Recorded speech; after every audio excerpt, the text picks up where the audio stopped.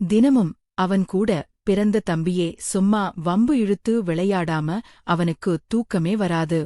இப்படியே நாட்கள் செல்ல செல்ல அவனுக்கும் திருமணமும் நடந்தது. அவன் சும்மா இருப்பானா? வாங்க என்ன நடந்ததுன்னு பார்ப்போம். அவன் மனைவி திவ்யா ஒரு நாள் ஆபீஸ்ல இருந்து வந்த உடனே அவன் சட்டப்பட்டனை கழட்டிவிட்டபடி பேண்டில் இருந்த பெல்ட்டியம் கழட்டிவிட்டவள் அதன் பட்டணையம் கழட்ட போக கூச்சத்தில் ஒரு கையை வைத்து மறைத்து கொண்டவன், நானே கழட்டிக்கிறேன், நீ போ என்றான். இல்ல, உங்களுக்கு கை வலிக்கும் என்றே மீண்டும் பேன் பட்டனை நோக்கி தன் கரத்தை கொண்டு செல்ல பட்டனை திருப்பிக் கொண்டவன், அதெல்லாம் வேணாம், போடி, இதுவே நான் செஞ்சிருந்தா நீ விட்டுருப்பியா? உனக்கு ஒரு நியாயம், எனக்கு ஒரு நியாயமா? பொன்னங்களுக்கு மட்டுமே இல்லை, எங்களுக்கும் வெட்கம் இருக்கு என்று கத்தியபடி வீரவசனம் பேச, ஐயோனா பெரிய ஒழுக்கக்காரன் என்று உதட்டை சுழித்துவிட்டு பக்கத்தில் இருந்த டவலை எடுத்து அவன் தோலின் போட்டுவிட்டவள் அறையிலிருந்து வெளியேறினாள். என்றும் இல்லாத திருநாளாக அவள் இப்படி எல்லாம் செய்வது நிஜமாகவே அவனுக்கு கூச்சத்தை கொடுத்திருந்தது. ஒரு வழியாக கஷ்டப்பட்டு பேண்டின் பட்டனையும் ஜிப்பையும் கலட்டிய அவன் குளியல் அறைக்குள் நுழைந்திருந்தான். சில நிமிடங்களில் அவள் உணவோடு உள்ளே நுழைய குளித்து முடித்த வெளியேறியவன் மீண்டும் பேன் ஜிப்பை போட முடியாமல் இப்படியும் அப்படியும் நடந்து கொண்டிருந்தான். அவன் முதுகை காட்டியபடி நின்றிருக்க சத்தமில்லாமல் வந்து உணவை டேபிளில் வைத்தவள் அவனின் அருகே சென்று கண்ணிமைக்கு நொடியில் அவனை தன்புறம் திருப்பி, ஜிப்பை போட்டுவிட ஒரு தடவை சொன்னா கேட்க மாட்டியா என்று அவன் சொல்ல வர, அதற்குள் முந்திக் கொண்டவள், ரொம்ப பண்ணாதீங்க, நான் ஒன்னும் உங்களை சாப்பிட போறதில்ல, அப்படி பண்ணனாலும் ஒன்னும் தப்பு கிடையாது, நான் உங்க பொண்டாட்டிதான், பார்க்காதது ஒன்னும் இல்லையே என்று சொல்லிவிட்டு நகர பார்க்க அவளை கொத்தாக பற்றி தன்புறம் இழுத்தவன், ஓ அப்பா, நீ பார்த்திருக்கிறியா என்று நக்கலாக கேட்க அவளுக்கோ வெட்கம் கொடிக்கொண்டது. என்ன சொல்வது என்று திடறியபடி நின்றிருக்க அவன் தன் அணைப்பை இன்னும் இறுக்கமாக்கியபடி, சொல்லடி பாத்தியா என்று அவள் கழுத்தில் முகப்புதைத்து கேட்க, எண்ணங்க என்று அவரை நிமிர்ந்தியவள், ஒழுங்கா சாப்பிட வாங்க என்று கரம் பற்றி இழுத்து சென்று சோபாவில் அமர வைத்து உணவை எடுத்து ஊட்டிவிடத் தொடங்கினாள். இப்படியே ஒவ்வொரு நாளும் அவங்களுக்கு அழகாக்க சென்றது. ஒரு இரவு அவன் கட்டிலின் மீது புரண்டு கொண்டிருந்தான். அழகான மனைவி இருக்கும்போதே தனியாக அவள் அருகாமை இல்லாமல் படுப்பது கஷ்டம்தடா சாமி. மனைவி திவ்யா தரைவேல் படுத்து தூங்கிக் கொண்டிருந்தாள். கடந்த 3 மாதங்களாகவே திவ்யா தரையில்தான் படுத்து தூங்குகிறாள். இரவு நேரங்களில் ஹரீஷ் தன் மனைவியை பார்த்து பார்த்து ஏங்கினான். தூக்கம் வராமல் படுக்கையில் புரண்டான். மனைவியின் அருகாமை இல்லாமல் அவனுக்கு தூக்கம் வராது. நீண்ட பல இரவுகளுக்குப் பிறகுதான் பிரிவின் கணம் அவனுக்கு புரியத் தொடங்கியது. என்ன இருந்தாலும் திவ்யா அவனே இப்படி தவிக்க விட்டிருக்க கூடாதுதான். தினசரி இரவுகளில் அவளின் அருகாமைக்காக அவன் மனம் இயங்கியது. அவனை புரண்டு புரண்டு சுழட்டியிட்டது. கடந்த 1 வருடமாக திவ்யாவிடம் பகிர்ந்து கொண்ட திருமண வாழ்க்கை நினைவுகள் அடிக்கடி ஞாபகத்தில் வந்து அவனை துன்புறுத்தன. அவளின் இளமை பொதித்த தோற்றங்கள் அவனை அலைக்கழித்தன. அவளின் அருகாமைக்காக இயங்கினான். அவன் மனம் முழுவதும் அவளை நினைத்தது. மனைவியின் அன்பான அணைப்பிற்காக அவன் துடித்தான். பாலத்தை தாங்கிக் கொள்ள முடியாமல் படுக்கையில் புரண்டபடி இருந்தான். ஒரே வீட்டில் மனைவியின் அருகாமை இருந்தும் அவளுடன் மனநிறைவாக வாழ முடியாத கொடுமைதான் வாழ்க்கையின் மிக மோசமான தருணங்கள் என்று நினைத்துக் கொண்டான். அப்படி என்னதான் ஆயிற்று? அவர்களுக்கு திருமணமாகி 1 வருடம்தான் ஆகிறது. எனினும் திருமணத்தின் மூலம் திவ்யாவிற்கு நிம்மதி கிடைக்கவில்லை. திவ்யாவுக்கு வயது 23.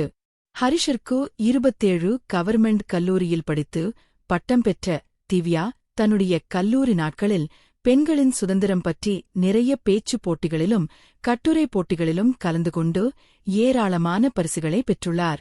பட்டப்படிப்பு முடித்ததும் திவ்யா மேற்கொண்டு படிக்க ஆசைப்பட்டாலும் அவளின் பெற்றோர்கள் ஒரு பொண்ணுக்கு திருமணம்தான் பாதுகாப்பு, அதில் சீக்கிரம் நடந்தால் ரொம்ப சிறப்பு என்று சொல்லி அவளுக்கு உடனே திருமணம் செய்து வைத்தனர்.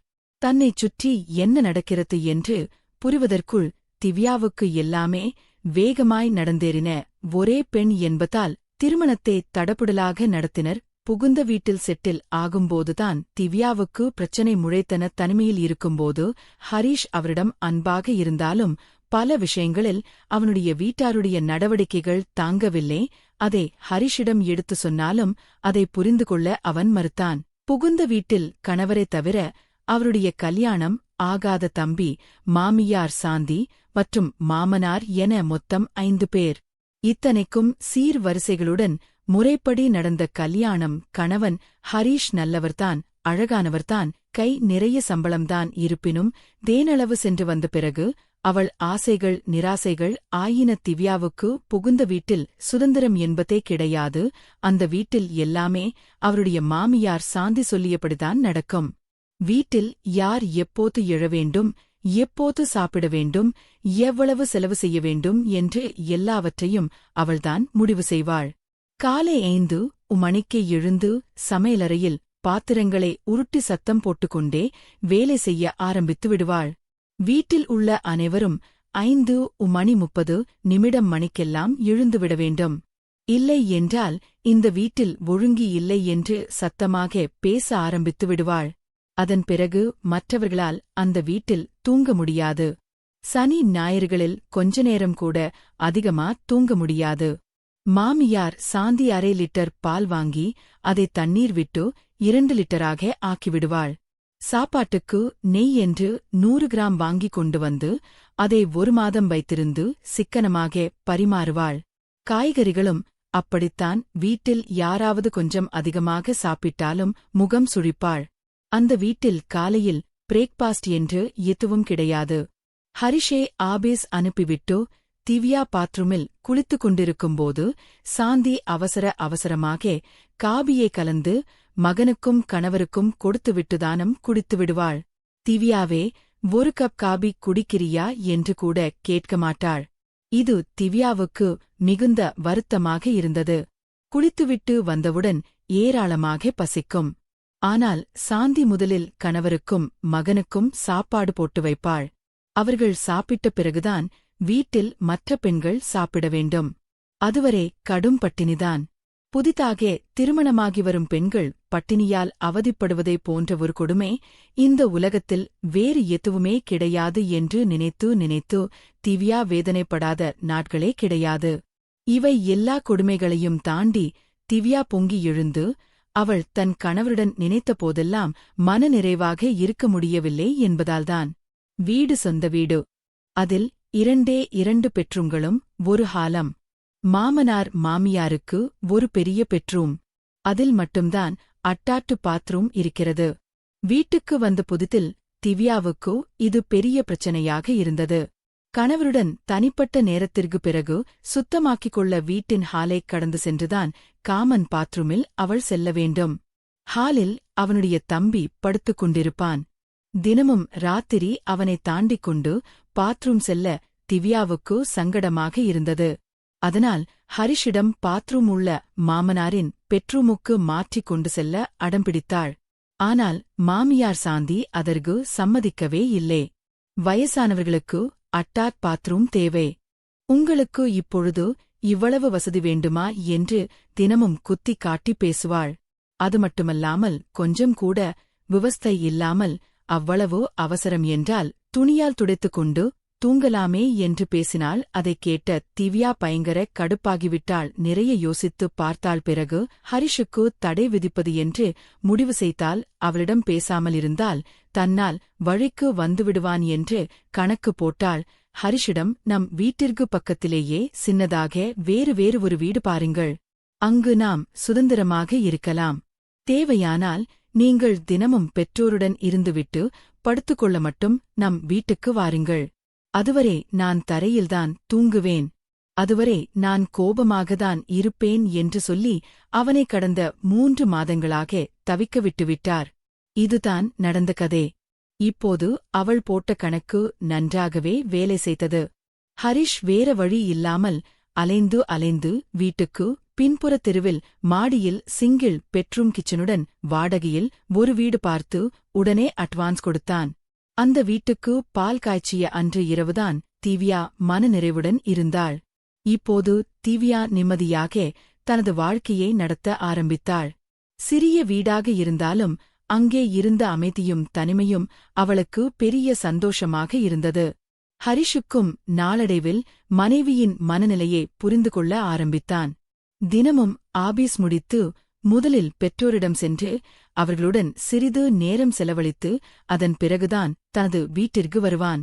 அந்த மாற்றம் குடும்பத்துக்குள் தேவையில்லாத சண்டைகளை குறைத்தது. முன்பு அடிக்கடி மன அழுத்தத்தில் இருந்த திவ்யா இப்போது சிரித்த முகத்துடன் வாழ ஆரம்பித்தாள். கணவன் மனைவிக்குள் புரிதலும் தனி உரிமையும் எவ்வளவு முக்கியம் என்பதே ஹரிஷுக்கும் புரிந்தது. சில சமயம் பால்கனியில் நின்றபடி இரவு காற்றே ரசித்துக் கொண்டே சில நேரங்களில் நம்ம அமைதிக்காக நாமே ஒரு முடிவு எடுக்கணும், இல்லையென்றால் வாழ்க்கையே நம்மை அழுத்திவிடும் என்று நினைத்து திவ்யா மெதுவாக சிரித்துக் கொண்டாள். வாழ்க்கையில் அன்பு மட்டும் போதாது, புரிதலும் மரியாதையும் இருந்தால்தான் ஒரு குடும்பம் நிம்மதியாக இருக்கும். முற்று பெற்றது. எங்களின் கதைகள் உங்களுக்கு பிடித்திருந்தால் வீடியோவை லைக் செய்து உங்கள் நண்பர்களுக்கும் பகிர்ந்து எங்களை ஊக்குவியுங்கள். நம்ம சேனலை சப்ஸ்கிரைப் செய்ய மறக்காதீங்க.